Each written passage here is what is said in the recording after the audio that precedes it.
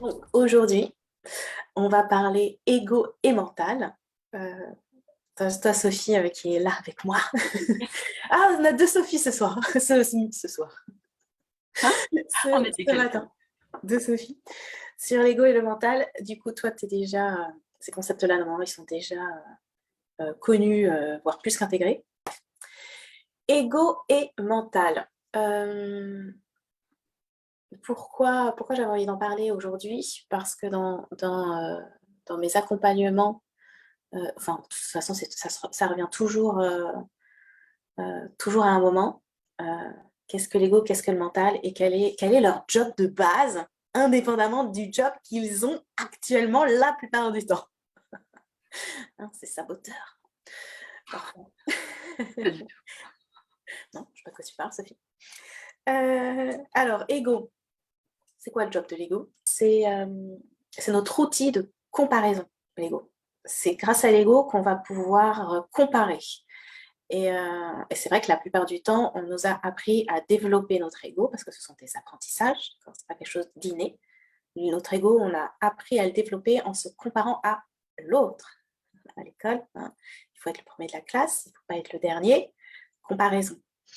Je suis mieux habillée, je suis moins bien habillée, voilà, l'ego qui se compare à l'autre. Et, et le mental, lui, c'est souvent, la plupart du temps, la bibliothèque. C'est lui qui va garder tout ce qui nous est arrivé et qui va du coup pouvoir aider Ego à se rappeler que la fois d'avant, on avait été dernier plutôt que premier, qu'un tel était mieux que nous ou moins bien que nous. Hein. Le mental, il va pouvoir alimenter Ego. Qu'est-ce qu'il fait d'autre, mental? Comme il est vraiment bibliothèque, c'est que non seulement il va prendre effectivement nos événements à nous, mais il va aussi écouter les histoires des autres et les rajouter dans nos bibliothèques pour alimenter des vérités qu'on va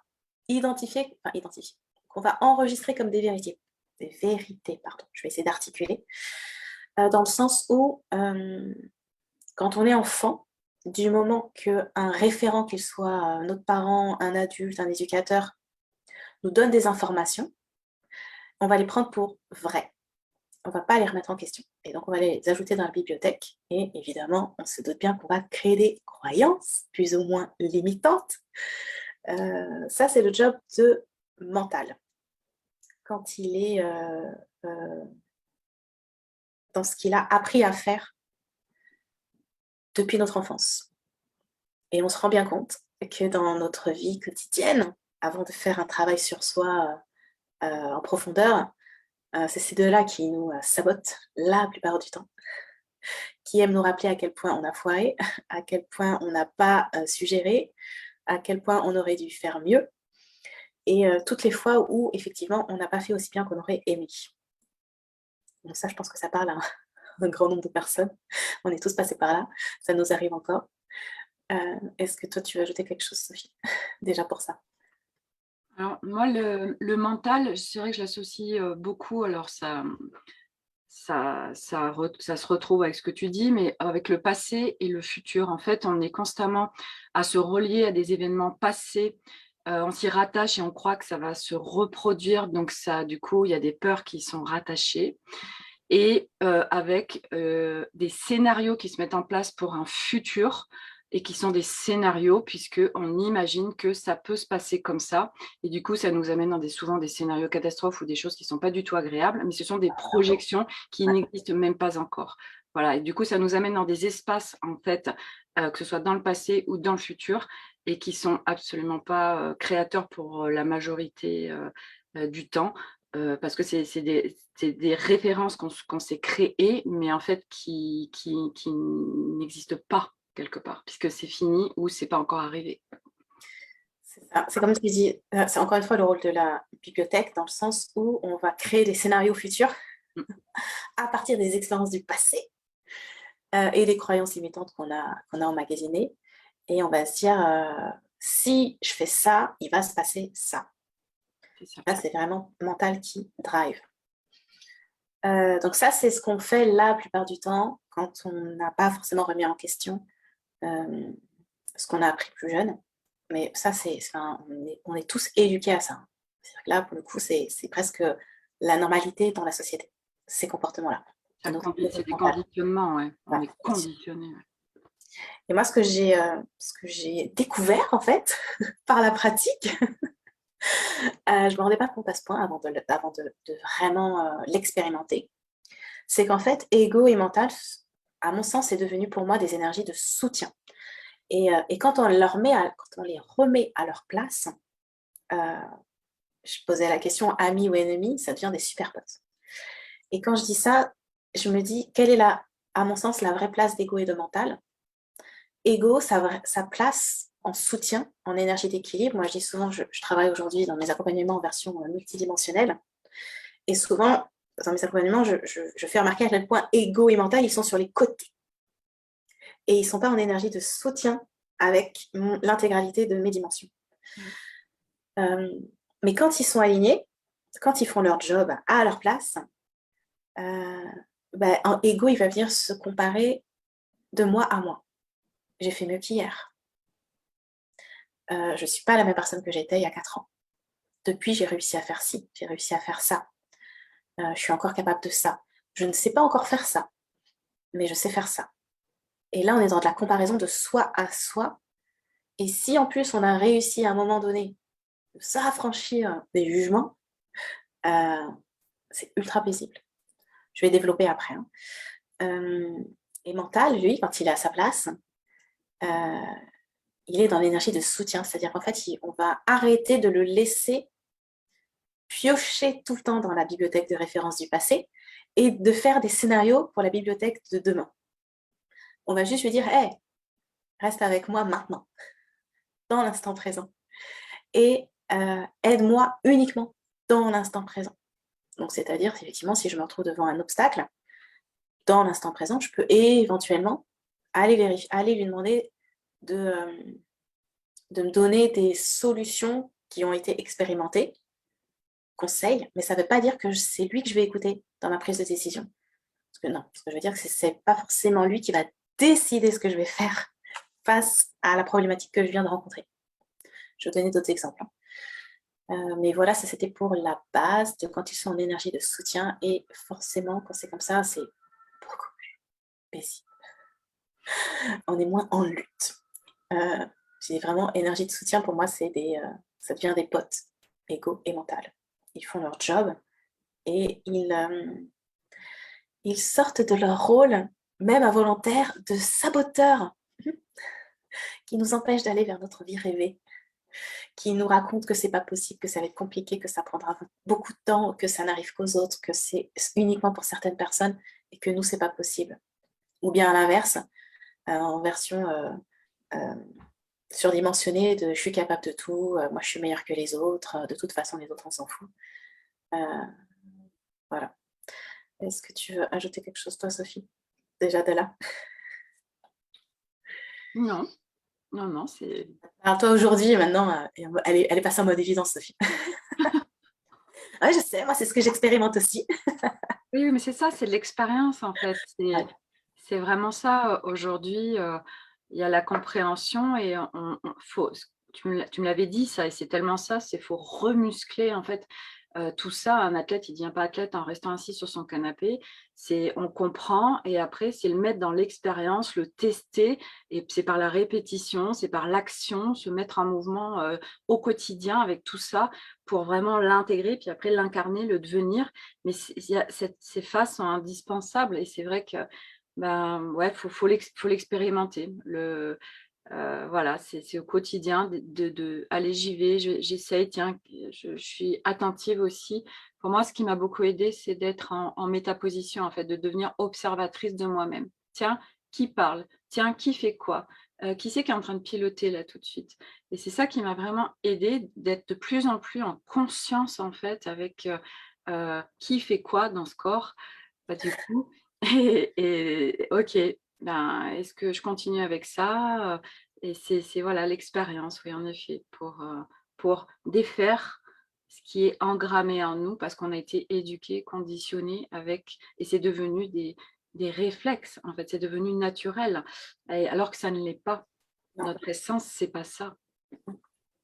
Moi, c'est vraiment ça que j'ai. Si j'ai un message ce soir, je sais pas pourquoi j'ai dit ce soir, je sais, c'est parce qu'en fait, j'avais un moment prévu de décaler à ce soir. Donc, du coup, mental, il a enregistré l'information. Et le mental, là, c'est mental qui me dit, mais non, t'avais dit que tu faisais ce soir.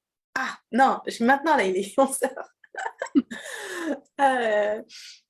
Mais là, enfin bref, je reviendrai tout à l'heure. S'il y avait un message, c'était de se dire, autre chose est possible.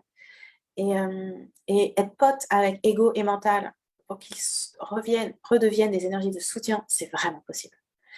Et quand j'entends le nombre de personnes qui s'auto-sabotent, qui se jugent, qui se diminuent, qui s'empêchent d'eux, qui se brident, ça, c'est ego mental qui ne sont pas à leur place. Et tu disais, tu as abordé le thème de muscler. Allez, mais muscler, parce que c'est vrai que on a musclé le fait de les sortir de notre alignement. On a été invité, réinvité, réinvité. Hein, ce côté de quand on est enfant, de dire tu devrais te sentir mal quand tu fais ça. C'est un apprentissage. Parce que c'est pas quelque chose de naturel. Puisqu'on ne fait jamais rien pour faire mal à l'autre, de base, quand on est un enfant, en tout cas, après on apprend à faire mal à l'autre. Mais à la base, ce ne sont pas des intentions naturelles de faire du mal à l'autre. On apprend à se sentir mal quand l'autre se sent mal pour quelque chose qu'on a fait. Alors là, c'est vrai qu'il y a plein de concepts que je pourrais développer, mais je vais rester concentrée sur ego et mental. Ils peuvent devenir potes plutôt que de se considérer comme des ennemis. Et d'ailleurs, j'aime bien donner cet exemple-là, de se dire, d'ailleurs, c'est vraiment comme un pote. Parce que quand ça va mal, d'accord, on vient de vivre quelque chose de déstabilisant, on vient peut-être de se prendre une remarque d'un collègue, d'un ami ou de quelqu'un d'extérieur qui nous fait une remarque et qui vient taper sur une de nos blessures. Moi, je prends toujours l'exemple sur moi, il n'y a aucun problème là-dessus, sur mes super cheveux avec qui je me suis réconciliée il n'y a pas si longtemps que ça se compte en quelques années. Avant, je me faisais des lissages, j'avais tendance à vraiment, voilà, même quand j'étais plus jeune, je faisais plein de petites nattes pour avoir l'impression d'avoir les cheveux raides. Et, et j'ai un jour une amie, alors que je commençais à vouloir éventuellement essayer de devenir au naturel, qui me dit oh, Sophie, mais t'es pas coiffée, sors pas comme ça, c'est horrible. Tu devrais te faire un lissage, sors pas sans avoir fait un lissage. Sur le coup, ça m'avait. Ça fait mal, quoi. Parce que c'est ce que je pense de moi. Et là, il y a effectivement ego et mental qui s'en mêlent et qui viennent appuyer et à dire ah bah oui, tu vois, je t'avais dit de pas laisser libre cours à ton imagination et à tout d'un coup vouloir oser quelque chose de nouveau alors que tu sais pas comment ça va être accueilli. Quelle idée t'as eu de laisser tes cheveux naturels? Tu sais bien que tu aurais dû garder tes cheveux lissés. Si tu veux être accepté, si tu veux qu'on t'aime, il faut garder tes cheveux lissés. C'est trop risqué sinon. Et Ego, ah bah ouais, tu vois, t'es moche avec tes cheveux bouclés comme ça. Hein, on t'aimera pas comme ça. Et même si cette fois-là, j'ai pas su gérer et j'ai effectivement culpabilisé, je me suis sentie mal de ne pas avoir mes cheveux lissés. Aujourd'hui, si ça devait m'arriver, je dirais simplement, et je l'ai fait pour un autre exemple, mais c'est de leur dire, hey, comme avec des potes, hey, quand tu me dis ça, est-ce que je me sens mieux? Est-ce que ça me permet d'aller mieux? Est-ce que ça me permet de m'apaiser? En fait, quand tu rajoutes une couche sur ce que je viens de me prendre, je me sens encore plus mal. Est-ce que c'est vraiment ça qu'on veut? Et c'est comme on dirait à un pote qui vient de nous faire une remarque. Parce que maintenant, moi, ça, j'y arrive. Un ami qui nous fait une remarque comme ça, désagréable, de lui dire là, en fait, tu m'aides pas quand tu me dis ça. Ça m'aide pas à me sentir mieux. Et, euh, et du coup, pourquoi tu me dis ça? Et mental, ego, pourquoi ils nous disent ces choses-là? Pourquoi ils nous font.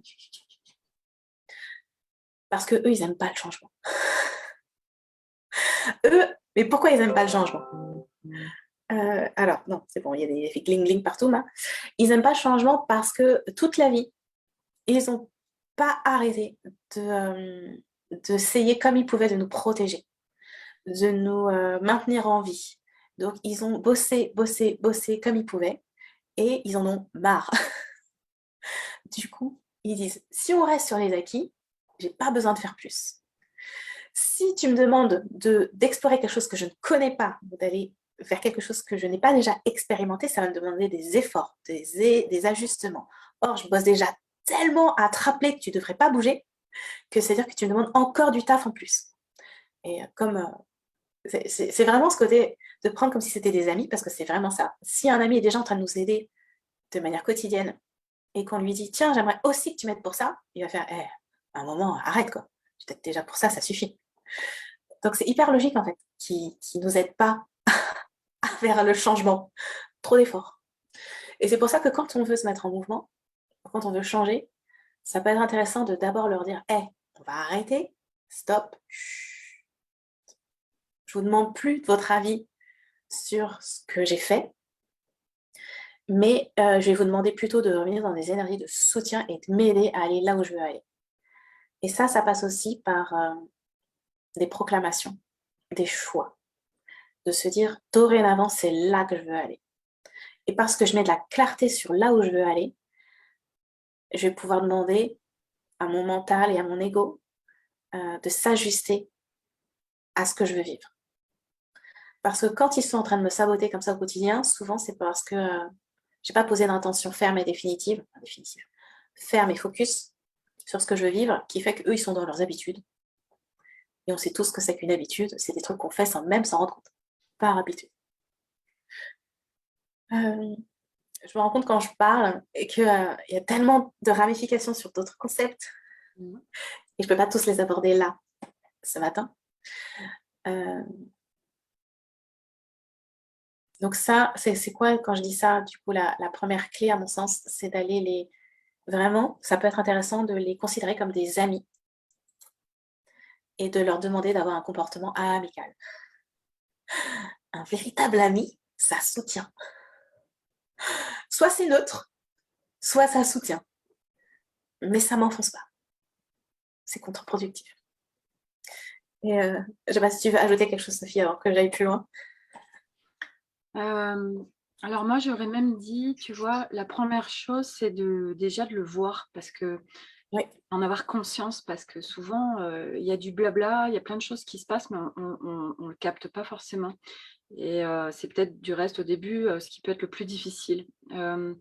Et après, alors moi, je sais que ce qui m'a aidée au début et c'est surtout, quand j'ai fait, la formation scan thérapeutique parce que ça demande justement de lâcher, tout ce mental ego qui mais alors, qui alors lui, il y arrive à la course, c'est impressionnant, blablabla, et du coup, ma technique, a été de les inviter dans un premier temps, moi ça a été ma première étape, en fait, de leur parler, de leur dire: «Voilà, écoutez, là j'ai une expérience à faire, je me connecte à l'énergie, aller, sur la plage, prendre un cocktail» et je visualisais un transat, une chaise longue sur la plage et ils avaient des cocktails et qui prenaient du temps pour eux et voilà, merci de me laisser faire l'expérience et après vous revenez et c'est vrai qu'en fait, je tapais une discute avec eux, quoi. Voilà, prendre un petit apéro avec, Ego Mental et de discuter et de leur expliquer, en fait, vraiment de faire une explication, hein. On peut être pris pour des schizophrènes,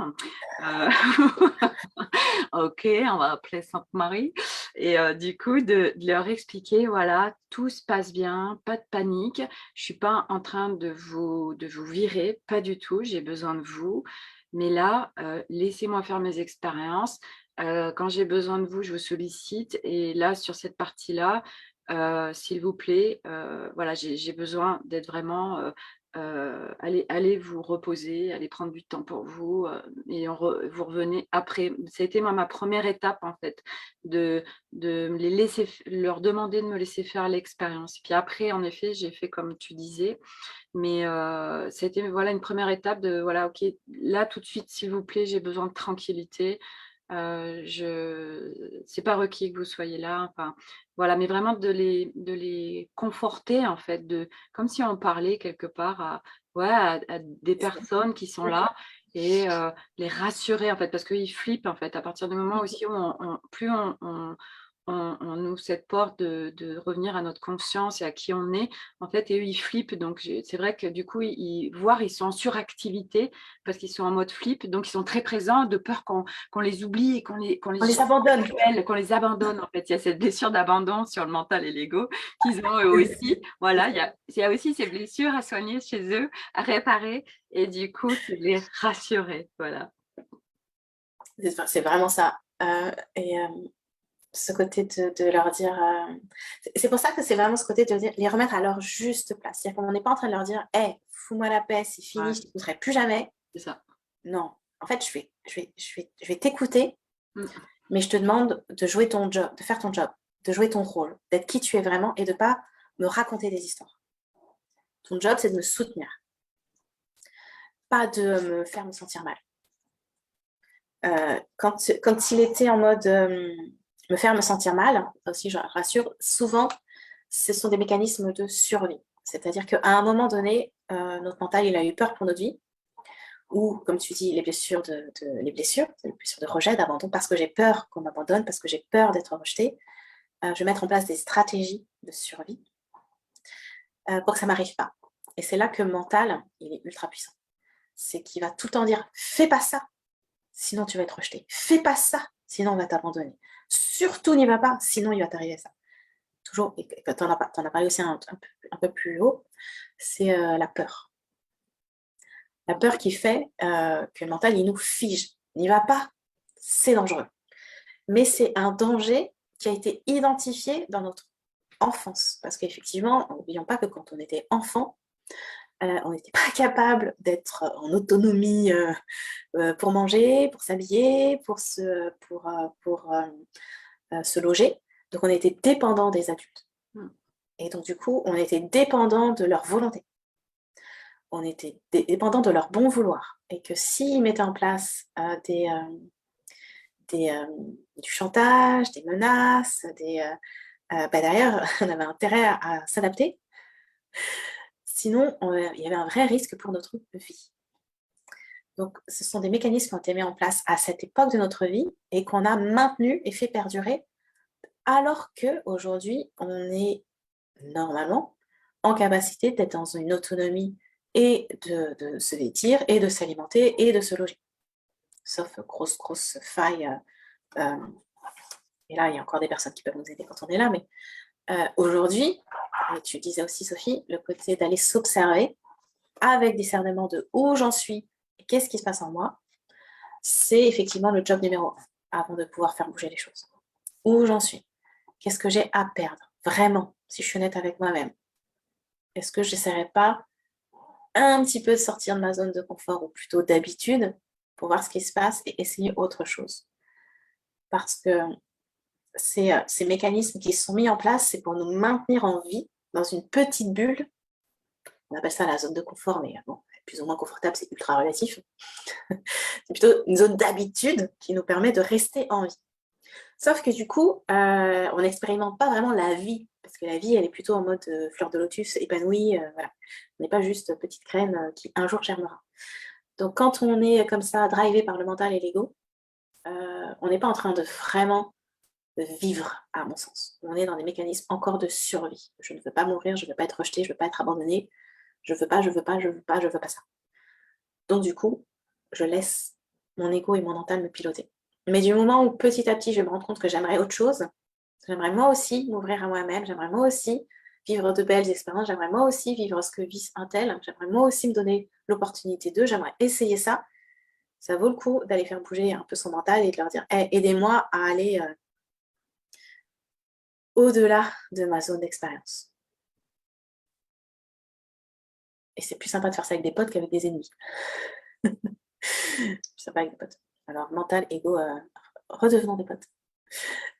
Donc, petit 1, c'était comme tu disais, en prendre conscience. Petit 2, adhérer éventuellement, si ça vous intéresse, au fait que mental, ego puissent être des potes. Et après, il y a d'autres exercices. On parlait de muscler ça. Moi, s'il y en avait un, par exemple, parce que bon, là, je parle de la version où déjà tout va bien, mais pour être passé par là, où, quand il nous arrive des choses un peu plus dramatiques, un peu plus déstabilisantes, moi, ça m'est déjà arrivé de dire stop à mon mental. Stop! D'aller jusqu'à crier de détresse, stop, arrête! Parce que là, c'est une boucle infernale que tu es en train de me faire. De ouais, t'aurais dû ci, t'aurais dû là, regarde, c'est ta faute si, c'est ta... Ouais, je suis là, c'est ta faute si. C'est ta faute s'il se passe ça, c'est ta faute si tu es dans cette situation, c'est ta faute. Ce juge et bourreau qu'il peut devenir dans une spirale vicieuse. Et comme dans la vraie vie, comme on dirait à quelqu'un qui est en train de nous agresser, c'est stop, stop, stop. Tous les gens, tous les parents savent de quoi je parle quand on dit juste à un moment stop, stop, stop, quoi qu'il se passe, on arrête. Parce que ça ne marche pas. On ne sait pas encore à ce stade qu'est-ce qu'il y a de mieux, mais on sait que là, ça ne marche pas. Donc la petite 1, c'est s'autoriser à dire stop. Au moins, on arrête ce qu'on est en train de faire. Stop, mental, ego, stop, vous m'aidez pas. On va bouger quelque chose, je ne sais pas encore, mais en tout cas, on arrête ce qu'on est en train de faire. Petit 1. Petit 2, c'est aller retrouver son calme de la façon dont on en est capable, faire le calme en soi. Est-ce qu'on peut peut-être donner des exemples pour comment on retrouve le calme? Parce que c'est vrai qu'il y a beaucoup de gens qui ne vont pas forcément savoir. Pour moi, il y a 2 phases, en fonction de où on en est et de l'état de détresse dans laquelle on peut être. Parce que bon, il y a le compliment désagréable et puis il y a l'accusation abominable dont on pourrait être victime. En fonction de où on en est, le plus rapide pour moi, c'est la stratégie de distraction. C'est-à-dire quand on dit stop, stop, stop, je vais mettre de la musique, je vais marcher, je sors de la pièce, je fais juste quelque chose qui me permet de sortir de ce que je suis en train de vivre.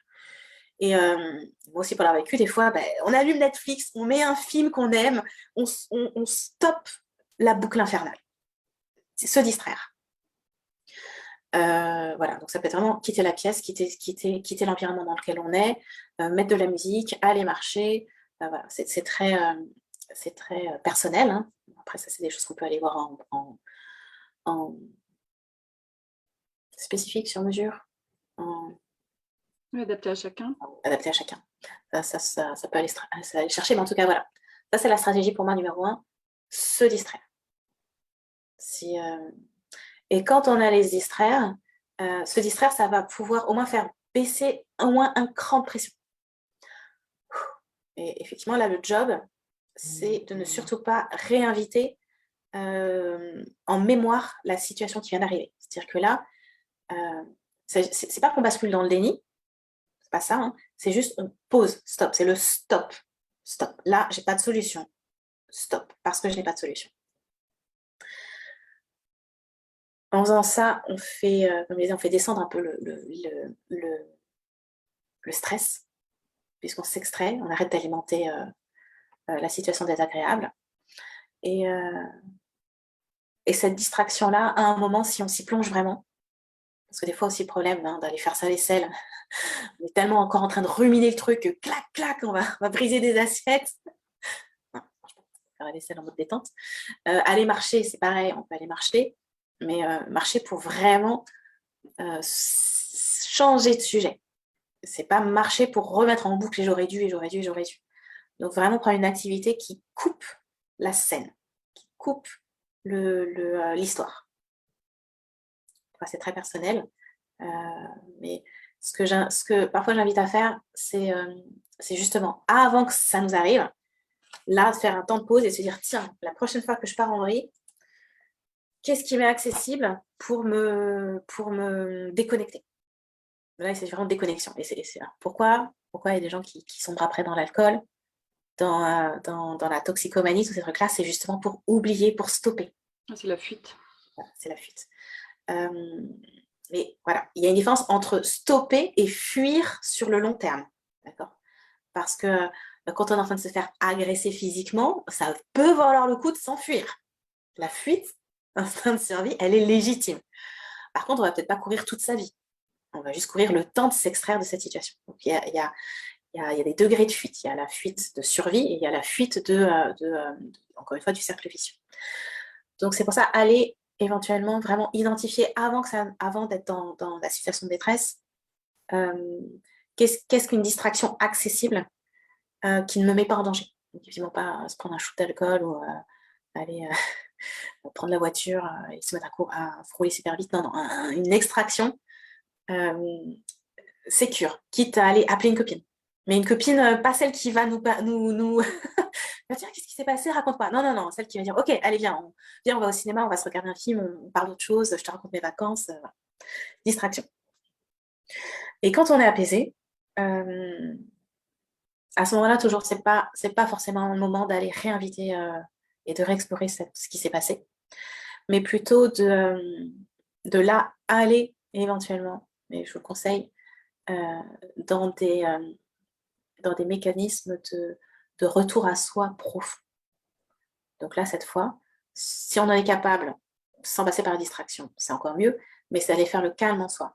Et toi, Sophie, tu connais ce côté d'aller faire une respiration dans le bassin, rien que respirer, rien que Ouais, respirer. exactement, ça c'est très puissant de prendre conscience de l'air qui rentre, l'air qui ressort, ce que ça fait juste tu vois, pour moi, ça a vraiment été ça, quand je me reconnecte à mon corps, quand je suis en conscience avec mon corps, mais juste des fois, ok, je sens la plante de mes pieds. Mais en fait, c'est aussi quelque part une distraction, mais pas sur la même définition, où là, en fait, ok, je reviens dans mon corps, parce que quand on est dans le corps, on ne peut pas être ailleurs. Moi, ça, je l'ai vraiment, vraiment expérimenté et je trouve que c'est hyper puissant.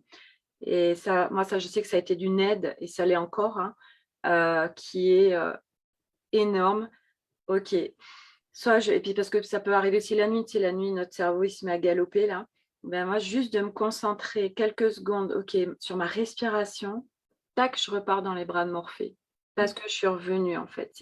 Voilà, donc revenir dans son corps, se concentrer sur une partie de son corps ou voilà, sur la respiration qui est. Voilà, il y a la cohérence cardiaque aussi qui peut marcher très bien, qui nous ramène. Et ça prend très peu de temps, en fait. Et c'est quelque chose à muscler. C'est pour ça que c'est important de cultiver ça quand on est serein, donc dans une certaine forme de sérénité, le matin au réveil ou le soir avant de se coucher. Des espaces de temps pour soi où on cultive sa paix intérieure, en fait. Vraiment, cultive sa paix. Où justement, mental et ego, on leur a dit, chut, va te balader sur un Mac. Si on n'arrive pas à les avoir en alignement, on leur dit justement, s'ils sont un petit peu sur le côté, hein, souvent blablabla, on dit, bah, écoute, va un peu plus loin encore et va sur ton hamac. Et puis tu reviens après, en mode éventuellement. Non. Le mieux, c'est qu'ils soient en énergie de soutien, mais quand on n'en est pas encore là, parce que c'est quelque chose, vraiment, ça se muscle. Mais c'est comme tout, quand on va avoir des beaux biceps ou des beaux abdos, ça se muscle. D'accord. Quand on change une habitude, ça se muscle, ça s'entretient. Donc c'est pareil, avoir un ego et un mental aligné, c'est quelque chose à muscler au quotidien. Et en attendant, le compromis, c'est aller faire se balader sur la plage ou dans le hamac, le temps d'une méditation, le temps d'une respiration, le temps d'exercice, parce que voilà, ça peut être une séance de yoga, de pilates, ça peut passer dans le corps, hein, le fait d'aller de faire des étirements qui fait que on revient dans le corps, on est en paix. Hein. C'est pas forcément 1 heure de méditation avec des hommes.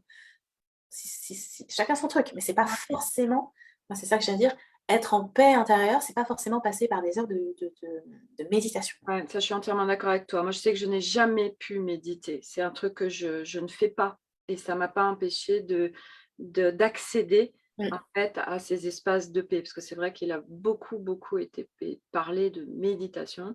Et ça, c'est vraiment propre à chacun. Et c'est vrai que c'est une connaissance de soi aussi, d'essayer et de voir vraiment ce qui nous convient à chacun parce qu'on est tous différents. Donc, c'est une connaissance de soi aussi, de savoir ce qui nous distrait, savoir ce qui nous ferait du bien et c'est en essayant en fait. Et c'est pour ça que c'est intéressant de se poser la question avant de se retrouver dans des positions, des situations déstabilisantes, de qu'est-ce que je pourrais mettre en place au moment où ça va m'arriver. Et je disais, le job, en fait, c'est pas, hein, parce que tranquille, on fait de son mieux, on va pas commencer à se juger et à se condamner de ne pas y arriver. Mais le job, c'est qu'entre le moment où j'ai ma situation déstabilisante et le moment où je retourne dans ma paix, c'est simplement le job de raccourcir ce temps. C'est tout. C'est juste ça déjà, c'est génial. C'est-à-dire que moi, pour être passée par là, je me rappelle avant, je pouvais ruminer des journées entières avant de m'apaiser, tellement j'ai été furax de ce qui m'est arrivé. Des journées entières. Et je me rappelle la première fois où, quand j'étais déjà dans ce travail de développement personnel, où j'avais passé juste 2 heures et demie. J'étais ultra fière de moi. J'avais passé que 2 heures et demie à ruminer. Ouais, c'est dégueulasse, ça n'a pas dû, 2 heures et demie. J'avais raccourci. Et puis là, aujourd'hui, c'est vrai que j'ai la plupart du temps, en fait, déjà, je plonge pas, je me laisse pas déstabiliser. Et la rare fois où je me laisse déstabiliser, en fonction, après, on est des êtres humains, en fonction du niveau de déstabilisation, mais soit c'est immédiat, soit ça prend encore quelques heures ou quelques jours, mais c'est moins abyssal, c'est moins déchirant, ça fait moins mal, c'est juste désagréable. Oui, puis en plus d'impacter, en fait, là, ce blabla, il y a aussi un impact sur le corps qui peut vraiment être intense.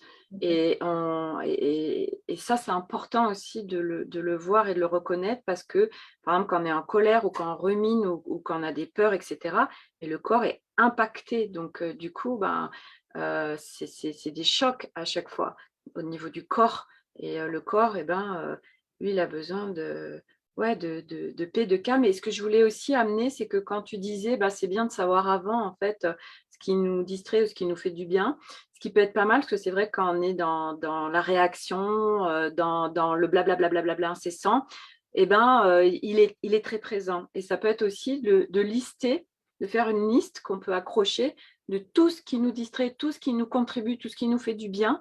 Et comme ça, quand on est dans le chaos intérieur, là, et que ça prend une place pas possible, on n'a plus de clarté, en fait, ok, j'ai cette liste, c'est écrit. Et voilà, là, qu'est-ce que j'ai envie tout de suite de prendre ou de faire dans cette liste pour hop, déposer, pour voilà, ramener. Ça peut être, moi, je sais que c'est quelque chose d'écrire et d'avoir des listes. Moi, À disposition, ouais, vous voyez pas, moi, mais j'ai dans le plein de téléphone. post-it à côté de chez moi, de mon bureau. Ah, tu l'as? J'en ai plein. C'est ce que ça m'aide, en fait, c'est une aide, voilà, dans mon cheminement.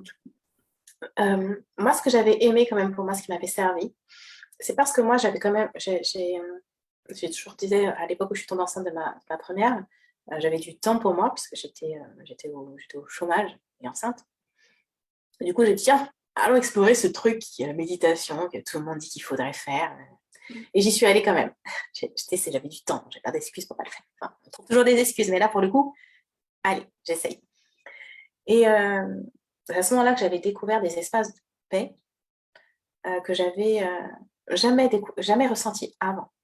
Et on l'a dit, hein, c'est pas forcément passé par la méditation, en fait, quel que soit, ça peut être une balade en forêt, ça peut être observer un coucher de soleil, ça peut être, il y a plein de façons d'aller connecter sa paix, mais la conscientiser, à mon sens, c'est primordial parce qu'on la reconnaît, on sait qu'elle existe et ça veut dire qu'on peut la réinviter. Donc à un moment, ça va être vraiment intéressant d'aller vraiment prendre conscience et identifier qu'est-ce qui nous connecte à notre paix. Même si c'est juste un instant, cet instant a existé. Ça veut dire que je peux le réinviter et le muscler pour être de plus en plus dans la paix. Et bien sûr que cette paix, je ne le dis pas, mais c'est évident que cette paix, elle n'existe qu'à un seul et unique endroit qui est l'instant présent. Elle n'est nulle part ailleurs, elle n'est pas dans le passé, elle n'est pas dans le futur, elle n'est que dans l'instant présent. Et c'est pour ça qu'on parle de cultiver sa paix, cultiver son calme, cultiver sa tranquillité, l'apaisement. Et depuis ce socle de paix, c'est fluide, c'est tranquille. Et c'est toujours pareil. Ce qui est là la plupart du temps, quand on bascule dans quelque chose qui nous fait sortir de notre paix, on peut y retourner plus rapidement. Alors que si on est souvent énervé, forcément, c'est plus compliqué. C'est un ratio à faire bouger. Ce que je voulais parler aussi sur ego et mental, pour revenir quand même sur ce sujet-là, c'était oui, le côté, à part si tu veux ajouter autre chose, Sophie, avant que je parte sur un autre. Je disais ego et mental, d'accord, on en a parlé, mais je disais, on est, à mon sens en tout cas, ça peut être intéressant d'aller explorer nos 6 dimensions. On en a plus que ça, mais 6 dimensions pour moi, c'est quoi? C'est le classique ego, mental, émotion. Mais on peut ajouter à ça en conscience, parce que de toute façon, on est tous dans cette multidimensionnalité, la conscience de notre corps, la conscience de notre énergie vibratoire, nos vibrations, et la conscience de notre spiritualité, indépendamment qu'on ait une religion ou pas, en quoi on croit de plus grand, de subtil, ce qu'on sait plus grand que nous, qu'est-ce que c'est. Et dans cette multidimensionnalité en conscience, on va pouvoir choisir à un moment de se laisser driver par notre multidimensionnalité. Et plus juste laisser le drive inconscient, involontaire, programmé, dans lequel on a été éduqué, de laisser le drive à ego et mental qui en plus se balade à l'extérieur de notre multidimensionnalité dans l'alignement. Donc, déjà prendre conscience que quand on va être aligné, pardon, on va accéder à des élans intérieurs. Et ces élans intérieurs, ils ne partent pas depuis le mental, ni depuis l'ego. Quand on a un élan d'appeler une amie qui, comme par hasard, pensait à nous, c'est pas mental qui nous a donné cette info. Quand on a l'élan de faire un dessin, de faire une peinture ou d'aller explorer notre pouvoir créatif, c'est pas mental qui drive. C'est notre multidimensionnalité. C'est l'alliance du corps, de notre ego, de notre mental, de notre énergie, de nos émotions et notre spiritualité. C'est l'alliance de tout ça, nos élans intérieurs. Et souvent, par contre, quand on a un élan intérieur, qui c'est qui vient lui mettre un gros stop? C'est le mental, qui dit « Hey, ça, on l'a pas déjà expérimenté, hein, on va pas y aller, hein, c'est dangereux. » Alors qu'on a un élan intérieur. Et des fois, on est souvent, en tout cas, on a cette phase possible d'être tiraillé entre son élan intérieur, qui est de l'alignement, et un mental qui est sur le côté et qui vient nous dire non, non, non, non, au regard du passé et de tout ce qu'on a pu nous raconter, cette décision semble dangereuse. Sauf que notre élan intérieur, il part depuis un espace de paix, d'alignement et de alors, la notion que je veux ajouter, c'est de ce qu'il y a de merveilleux pour nous. Et quand on écoute nos élans, et je suis sûre que vous l'avez tous expérimenté, vous l'expérimentez déjà, à chaque fois qu'on a écouté notre élan, ça s'est bien passé. Toujours.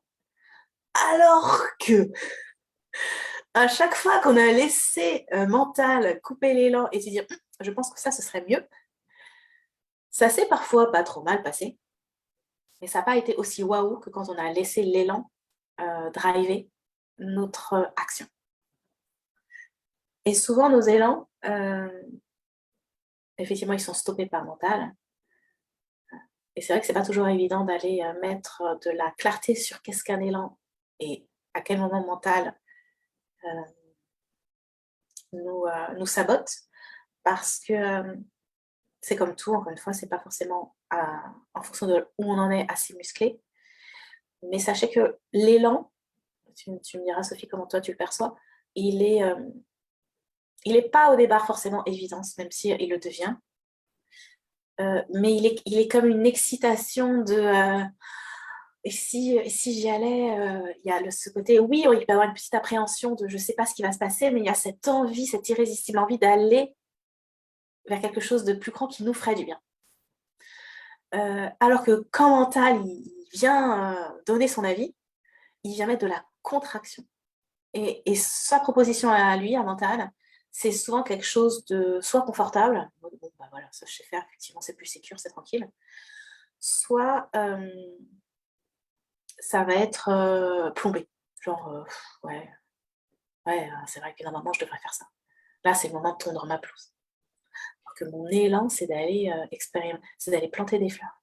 Ouais, et je voudrais appuyer ce que tu dis par en plus l'autre effet qui se coule là, c'est que le second effet qui se coule, c'est que quand on n'écoute pas son élan intérieur et qu'on écoute justement le blabla, c'est que ça réprime les énergies, s'il y a des blocages et c'est là où ça crée des symptômes, des maladies, parce que le corps, en fait, ça bloque.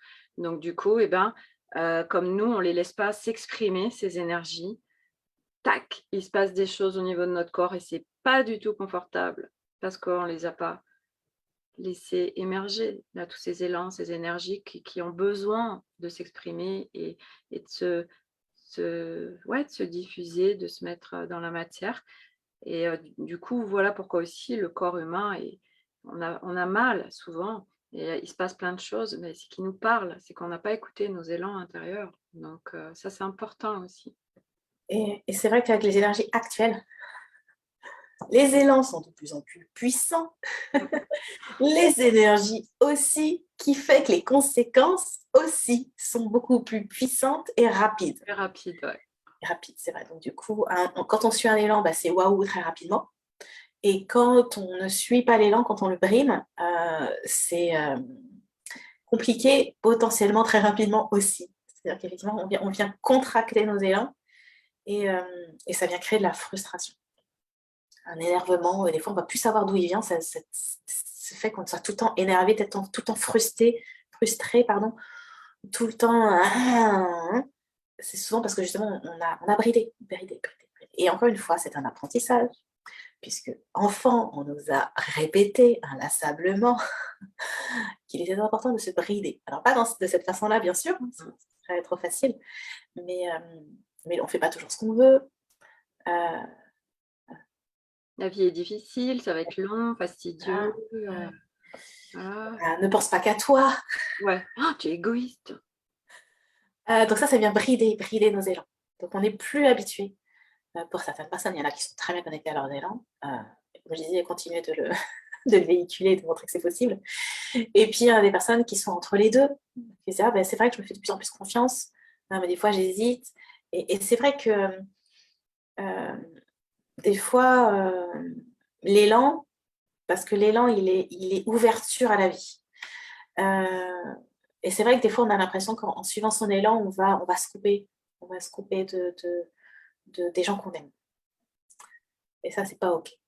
Et c'est pour ça que c'est un peu, comme je disais encore tout à l'heure, le concept que j'aborde aujourd'hui, il est aussi multidimensionnel. Et donc, il y a plein de ramifications qui fait que plus on va muscler sa paix intérieure, moins on aura peur d'être rejeté, moins on aura peur de ne pas pouvoir être aimé, et plus on va pouvoir s'autoriser à être pleinement soi. Et plus on va pouvoir inviter sereinement mental et ego à faire leur job d'énergie de soutien plutôt que de nous saboter.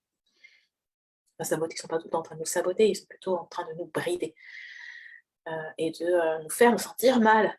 Ouais, Je relisais. Tu voulais dire? oui, juste aussi, tu sais, il y a les résistances. Les résistances, il y a comme ça un élan et puis on se dit: «Oh bah non, j'ai une lessive à faire» ou Oui, toujours les excuses en fait qui sont c'est là ça. ou: «Tiens maintenant je vais regarder plutôt cette vidéo, ce truc» et alors que ce serait beaucoup plus créateur, ce qui est proposé de l'autre côté à l'intérieur là et il y a des résistances et c'est aussi de les voir, parce que c'est vrai que souvent au début en fait on le capte pas. «Oh mais non, mais attends là, j'ai une lessive à faire ou j'ai plutôt ça». Mais en fait, ah c'est cool d'aller faire la lessive, oui à un moment donné, OK, il faut prendre le Tout à temps de fait. le faire. On est bien d'accord. C'est pas de laisser, une tonne de linge comme ça, mais c'est en fait de se prioriser sur, vraiment, ce qui nous fait du bien pour ouvrir sur d'autres choses et c'est vrai que, ben, ces élans, souvent, bah, il y a des résistances qui sont là et c'est des petits trucs du quotidien, «Ah bah non, tu as mieux à faire». Alors qu'en fait, c'est pas du tout mieux à faire. C'est pas, c'est pas créatif, on va dire. Voilà. Pour moi, la meilleure façon de contrer, de stopper, d'éteindre ce petit sabotage-là, c'est d'être en conscience de ce qu'on a choisi de vivre. Mmh. Et, et de chaque jour, euh, en faisant de son mieux, mettre en place, mettre en action des actions qui nous rapprochent de ce qu'on choisit de vivre. Et, en plus, on aura de clarté sur ce qu'on choisit de vivre, moins mental aura d'arguments pour nous saboter, donc pour nous brider, ou pour nous ralentir. Parce qu'on sera au clair sur ce qu'on veut vivre. Mais effectivement, tout ça, ça se muscle aussi de mettre de la clarté sur ce qu'on choisit de vivre. Euh, parce que, en vrai, allons, parce que là, ça fait déjà 1 heure qu'on parle, donc je vais peut-être conclure par ça. ego, mental, quand ils sont alignés, quand ils sont à leur place en énergie de soutien, ils nous permettent une expérience de vie inimaginable. Mental ne peut pas imaginer ce que c'est et il n'a pas l'info. Donc ça parle d'une certaine confiance en plus grand, et c'est pour ça que je parle de multidimensionnalité, d'inviter vraiment la spiritualité, de se laisser driver par notre multidimensionnalité, pas par se laisser driver par les anges, Dieu, l'énergie, la source, pas se laisser driver par la source. Moi, c'est pas ce que je dis, c'est pas ça, c'est pas cette expérience-là que j'invite. Moi, j'invite de se laisser piloter par sa multidimensionnalité, c'est-à-dire être à l'écoute de son corps, de son ego, de son mental, de ses émotions, de son énergie et de sa spiritualité. Et parce qu'on va être en conscience de ces 6 dimensions-là, à minima, on peut commencer un tout petit peu, non, ouais, à minima, on va se laisser piloter par ces 6 dimensions-là, et qui fait que chaque action qu'on va mettre, ce seront toujours en fait des élans. Et parce que ce sont des élans, c'est-à-dire que c'est toujours aligné à qui on est, à ce qu'on choisit de vivre, qui fait que c'est fluide, en fait. C'est fluide. La bonne action, le bon moment, même le bon moment pour lancer sa machine à laver, on l'a dans la multidimensionnalité. On ne demande pas juste à mental de gérer notre machine à laver. On demande à notre multidimensionnalité. Et là, comme par hasard, à un moment, on est sur l'ordi en train de bosser, et là, tout d'un coup, ma machine. Et là, c'est un élan. C'est l'élan qui dit ma machine. Et là, on va regarder, c'est exactement l'heure où tu sais, au chaud d'eau froid. Attends, c'est quoi ce truc Oui, l'heure où l'heure où, l'électricité est moins chère à voilà, partir de certaines comme heures. par hasard, c'est l'heure à laquelle c'était moins cher. C'est le bon moment pour lancer ma machine à laver. D'accord. Donc là, c'est pas mental qui a drivé, c'est mon élan intérieur. Donc même là, autant se laisser piloter. C'est-à-dire que même là, les rendez-vous importants, toutes les tâches du quotidien, parce qu'on est des êtres incarnés, il ne s'agit pas juste de se laisser piloter par la version spirituelle en mode j'aime tout le monde est beau et magnifique. Enfin, pour moi, ce n'est pas une incarnation actuelle en 2021. Hein, on a beau être tous des âmes pures en incarnation, on choisit plus ou moins des masques intéressants. Tous les masques sont intéressants, mais des masques plus ou moins sympathiques. On se mettra d'accord sur voilà. Donc, il ne s'agit pas de tout valider, mais il s'agit de retrouver sa paix à soi, juste depuis soi, et de se laisser driver par sa multidimensionnalité. Voilà. Moi, c'est vraiment ce message-là que j'ai envie de passer, que c'est possible. Moi, c'est ce que je vis, je ne suis pas la seule à le vivre. Toi aussi, Sophie, maintenant, si tu navigues là-dedans. Oui, oui, et puis surtout, enfin, moi, ce que j'aimerais vraiment ajouter, c'est que après, on accède vraiment à des espaces où il n'y a plus de tâches lourdes, il n'y a plus, tu sais, où on est là à procrastiner en disant oh là là, j'ai pas envie de faire ça, j'ai pas envie de faire ça. Et en fait, du coup, parce que c'est à partir de d'autres espaces que ces tâches sont effectuées, c'est plus des espaces lourds, c'est plus des espaces de je dois faire. On devient, parce que moi j'adore cette expression, on n'est plus un faire humain, mais un être humain, parce qu'on est à partir d'autres espaces et du coup, les choses, parce qu'on vit dans la matière et on est incarné sur cette planète Terre, on a un corps terrestre et des choses, en effet, du quotidien qui sont là, et c'est plus à partir des espaces de lourdeur, de je dois faire, c'est non, les choses s'allègent et se font avec fluidité, facilité, parce qu'à l'intérieur, c'est plus du tout les mêmes espaces qui sont connectés en fait, et c'est d'une puissance inouïe, et puis même des choses qui avant bloquaient, qui étaient compliquées à faire. Là, il y a un truc qui me vient, j'en sais rien, une tâche administrative, parce que c'est vrai qu'en France, l'administratif est tout de suite très très lourd. Et moi, pour l'avoir expérimenté, on peut vraiment faire de l'administratif avec beaucoup de légèreté et de fluidité surtout, parce que souvent, comme on est contracté à faire par exemple cette tâche administrative, alors tout devient compliqué, puis de toute façon on n'y arrive pas parce qu'on bloque, parce qu'en plus ça nous fait chier, on peut le dire. Et ouais, et du coup c'est ok. Et à partir d'autres espaces, ah mais en fait c'était pas si compliqué que ça, comme si on était aussi guidé, tu vois, par. C'est vraiment ça. On a des guidances qui nous amènent Plusieurs. à tel endroit et pas en fait à de nouveaux endroits qu'on ne connaissait pas, parce qu'on s'est autorisé à sortir de notre zone de confort et à sortir des zones connues, de nos habitudes. On se laisse porter et mais vraiment, hein, on accède à toute autre chose parce que du coup, on écoute aussi nos intuitions, notre petite voix, chose qu'on ne faisait, on n'a pas laissé de place à tout ça.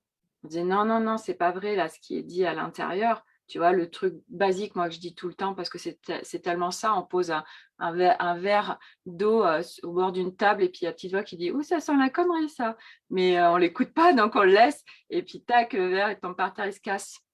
Ah, mais je savais. Le nombre de fois on a dit « Je savais, oui. » Je savais, Bah oui, j'avais l'info. mais on n'écoute pas. Voilà. Et c'est ça aussi, c'est de plus en plus se faire confiance. Et c'est une connaissance de soi, ces nouveaux espaces qui créent complètement autre chose dans notre vie. Et on n'est pas kiki les petits oiseaux sur notre petit nuage. Voilà, on est bien là, sur la planète Terre, dans notre corps terrestre, dans cette vie.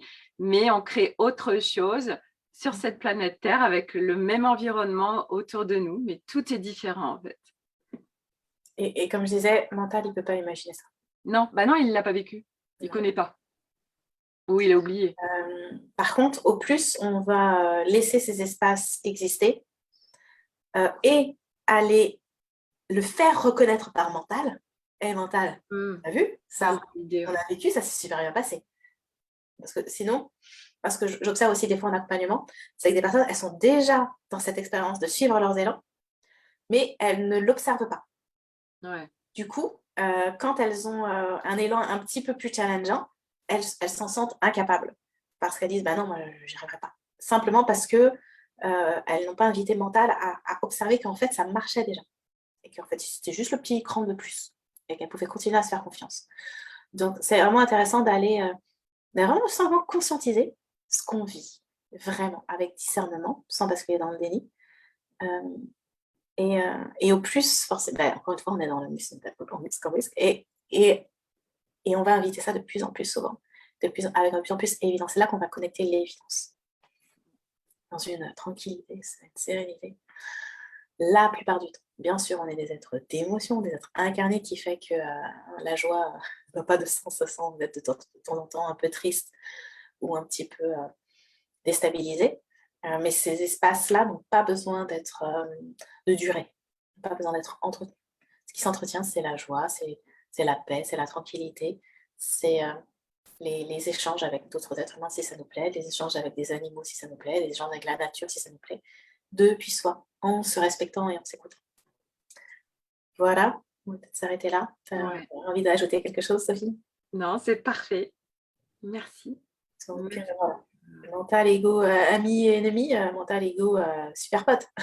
Super pote en mode allié. Pas super pote en côté. Venez là, venez, venez. Venez dans l'alignement de ma Faire la fête avec nous. Yes, allez. Merci. Bon appétit. Bon après-midi. Bon dimanche.